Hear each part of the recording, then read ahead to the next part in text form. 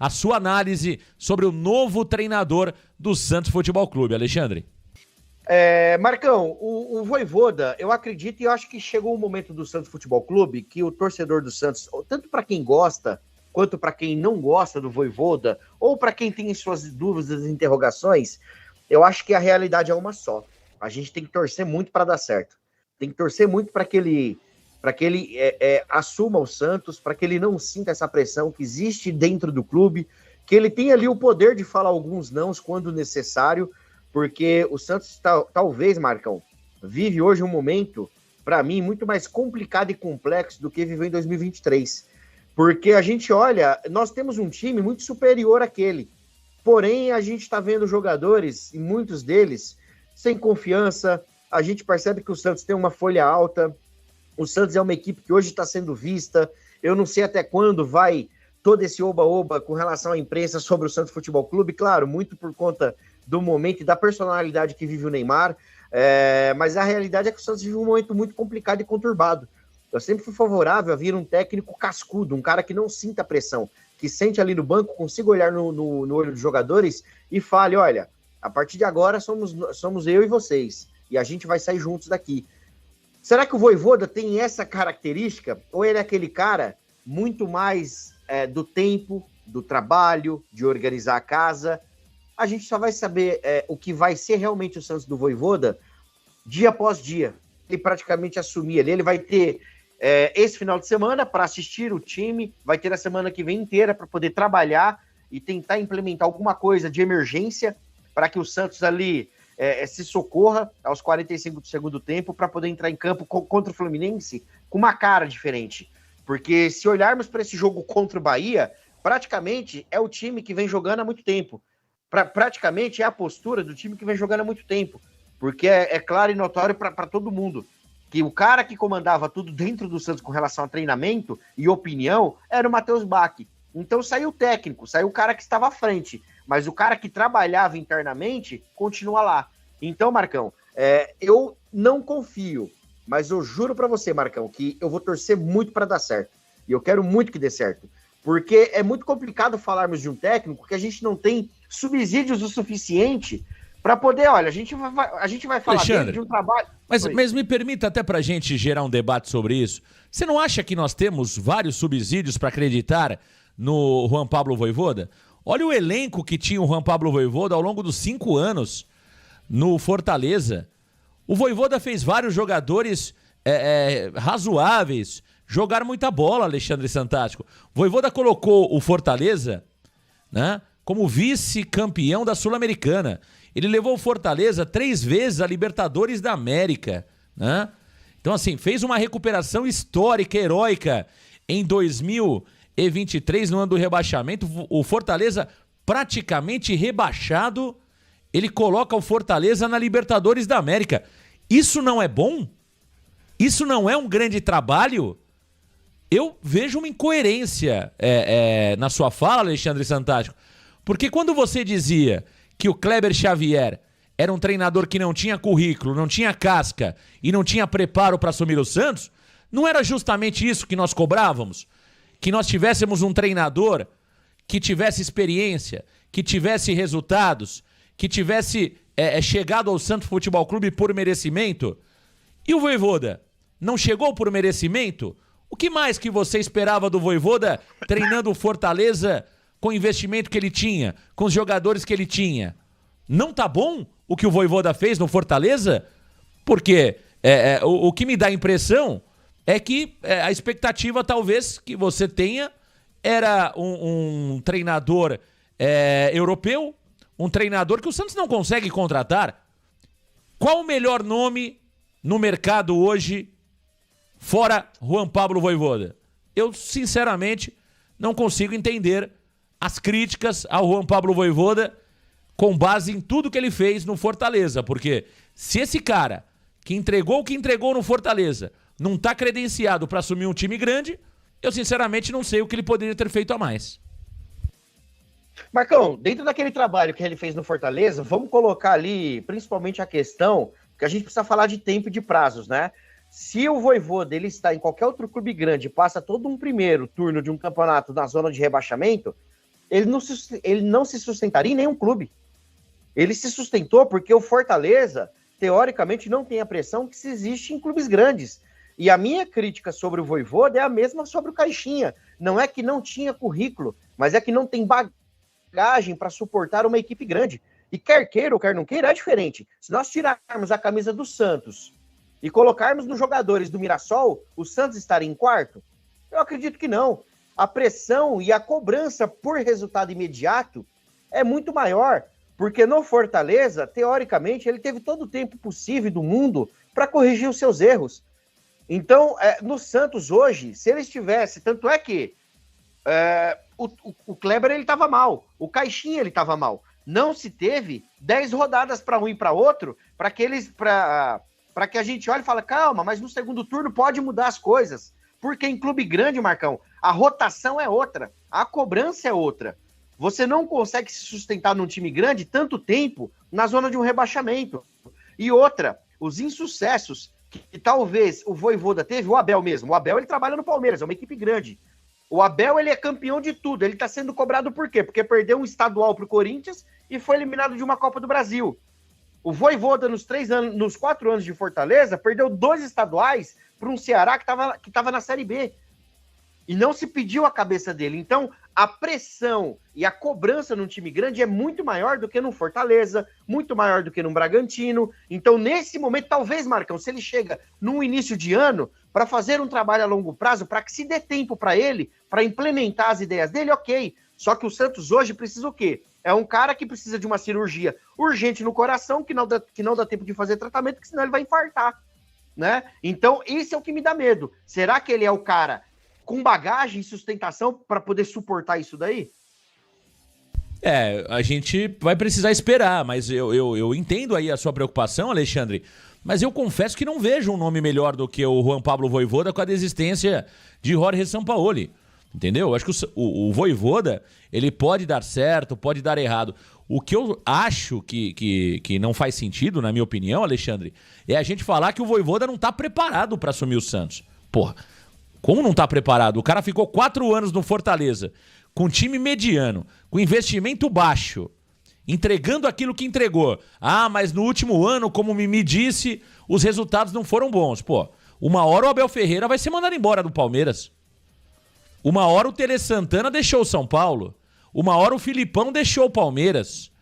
Uma hora o Luxemburgo deixou o Santos. Os resultados caem, natural. Existe cansaço, existe desgaste. Chega uma hora que o teu discurso já não entra mais na cabeça do atleta. É preciso reciclar. Agora, não dá para tirar o trabalho do Vojvoda pelos últimos 6 meses. Eu preciso analisar o trabalho do Vojvoda ao longo dos 4 anos e meio, 5 anos que ele esteve lá. Pô, e foi um baita de um trabalho. O Lucas Crispim, na mão do Vojvoda, jogou muita bola, né? O Tinga, lateral, né? Se você olhar os atacantes que tinha o Fortaleza, você vai chegar à conclusão que o Fortaleza nunca teve grandes craques. Eu me lembro do Marquinhos Capixaba, o lateral que hoje está no Red Bull Bragantino. Eu me lembro ali do jogador do Bahia, o Caio Alexandre, que foi muito bem nas mãos do Juan Pablo Vojvoda. O próprio Guilherme funcionava muito bem com o Vojvoda, era um 12º jogador, entrava Pikachu ali jogando o Pikachu. Então assim, pô, ele potencializou tudo aquilo que a gente fala que o Sampaoli fez no Santos. O Vojvoda fez no Fortaleza, claro, não com aquele esquema kamikaze, não jogando pra cima como o Sampaoli jogava em 2019, mas potencializar jogadores, o Vojvoda potencializou vários. Eu não me lembro de um grande jogador que passou nas mãos de Juan Pablo Vojvoda. Não me lembro. E olha as campanhas que o Vojvoda fez no Fortaleza. Então, pô, se esse cara não tá credenciado pra treinar o Santos, eu não sei mais o que o cara tem que fazer. Agora, eu concordo contigo que, assim, não é uma ciência exata. Ele vai pegar o campeonato em andamento. Ele vai pegar o Santos emocionalmente arrebentado. Ele vai pegar um Santos dependente do Neymar. Um Santos com o CT Repelé povoado de muitos dirigentes, empresários, né? Então o Santos é uma bagunça. Aí será que o Vojvoda tem pulso firme? Eu tô mais preocupado se o Vojvoda tem perfil para dar o chacoalhão que o Santos precisa do que preocupado com o conhecimento de bola dele ou com a falta de casca para comandar o clube. Me preocupa a personalidade. Eu tenho medo de talvez o Vojvoda ser um caixinha, ou seja, querer dar continuidade àquilo que já existe. Aí para mim é um problema. O Sampaoli era garantia que o chacoalhão aconteceria. O Vojvoda eu já não tenho essa impressão e tenho medo que ele queira manter tudo como está e só fazer mudanças pontuais. Mimi, quero te ouvir sobre Juan Pablo Vojvoda, o novo treinador do Santos. Ô Marcão, eu vou muito com você agora, viu, Marcão? Você foi muito preciso, principalmente agora no final, sobre quando você quer comparar com o Sampaoli ao Vojvoda. Porque o Sampaoli a gente sabia que ele ia chegar, né, com os dois pés na porta, ia tirar todo mundo, ia fazer aquela bagunça, né, cara? E ele, pelo que eu li um pouco, tentei acompanhar o Juan Pablo, muita gente fala que ele é uma pessoa exemplar, né, cara? Então, assim, por isso que a gente tem que torcer para ele chegar. Só que assim, né, será que a gente precisa de um gentleman nessa hora? Aí você lembrou do Caixinha, que falava bonito, que não sei o quê, e deu no que deu. O meu medo um pouco do Juan Pablo é muito devido que, assim, eu acho o time dele um pouco reativo. E, cara, e no Santos não tem jeito. Né? Quando é que um técnico foi bem sendo reativo no Santos? O Carille conseguiu chegar nos seus objetivos. Mas eu mesmo, eu não aguentava mais assistir um jogo no Santos com o Carille sendo treinador. E olha que foi uma Série B. Então, assim, técnico reativo é difícil dar bem aqui no Santos. Tomara que eu esteja errado e o Juan Pablo mude toda essa ideia. E mesmo sendo reativo, faça o Santos ter belos jogos. Então, assim, vou torcer demais pelo Juan Pablo, mas fico um pouco com o pé atrás, um time meio reativo. Uma coisa muito interessante do Juan Pablo, que eu gostei, Marcão, é sobre pegar os jogadores igual você citou. Crispim, Pikachu, Tinga, vários jogadores e conseguiu fazer jogar bola. Essa é a ideia.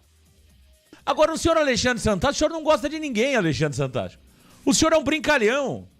Ninguém tá bom pro senhor. Agora eu te pergunto, o senhor não foi sempre um defensor que o Santos mudasse de esquema e tentasse um 3-5-2? Aí vem um treinador argentino que já jogou várias vezes no 3-5-2 e mesmo assim o senhor critica. Agora, Alexandre, você vê possibilidade do Santos rapidamente já ter variações táticas e sair desse eterno 4-3-3 que parece que está no estatuto do clube, Alexandre Santástico? O Vojvoda pode ser o caminho para essa mudança, já que ele atuou assim no Fortaleza? Marcão, não é o esquema preferido dele. Ele já utilizou no Fortaleza o esquema com 3 zagueiros, abrindo muitos laterais, né, apoiando muito. Mas o esquema dele de origem, o preferencial e o que ele utiliza na maioria das vezes, é esse bendito 4-2-3-1, né? Que é aqueles 2 caras pontas abertos, com meia de armação, com 2 volantes e um centroavante. Inclusive, ele usa muito o Lucero para fazer essa parede que o Tiquinho não consegue fazer de jeito nenhum, né? Como você bem disse, falta de tudo para a parede do Tiquinho acontecer. Tijolo, cimento, pedra, areia, enfim, né? Então, o esquema preferencial do Vojvoda é o 4-2-3-1. Eu espero, Marcão, claro que exigirmos que ele chegue e já faça essa mudança para 3 zagueiros, para 4 no meio de campo e 2 atacantes, é muito difícil. Até porque jogar com 3 zagueiros, você precisa ter o quê? Tempo de trabalho. Trabalhar exaustivamente, porque é posicionamento. E uma falha, você fica muito exposto. Pode ser um time que você consegue se defender muito bem e um time que você consegue atacar de uma forma muito letal, muito rápida, com os laterais apoiando, com o ponta chegando na frente. E o meia de criação tem muito mais opções de passe, né? Agora, ele não vai chegar de cara e fazer isso daí. Eu acredito que ele vai tentar, num primeiro momento, manter o que está sendo feito. E ali, Marcão, tentar fazer a correção de posicionamento para fechar espaço, para agrupar, para você compactar muito mais o time. E aí, claro, com o tempo, ele ir fazendo as alterações, uma hora um teste ali com 3 zagueiros, com 4 no meio de campo. A realidade é, para mim, esse time do Santos consegue oferecer muito mais taticamente do que tem oferecido até agora. Eu acho que você tem várias opções de esquemas que você pode utilizar, porque você tem o Mike que apoia muito, o Souza que apoia muito, você tem o Escobar que se você não precisa apoiar muito, o Escobar ele defende muito, o Igor Vinícius consegue marcar um pouco mais, você pode colocar uns 2 muros ali na frente, Rincon, Zé Rafael ou Arão que até agora não jogou. Então, Marcão, o elenco do Santos dá possibilidades, mas de cara ele vai manter o que está sendo feito, Marcão, eu acho.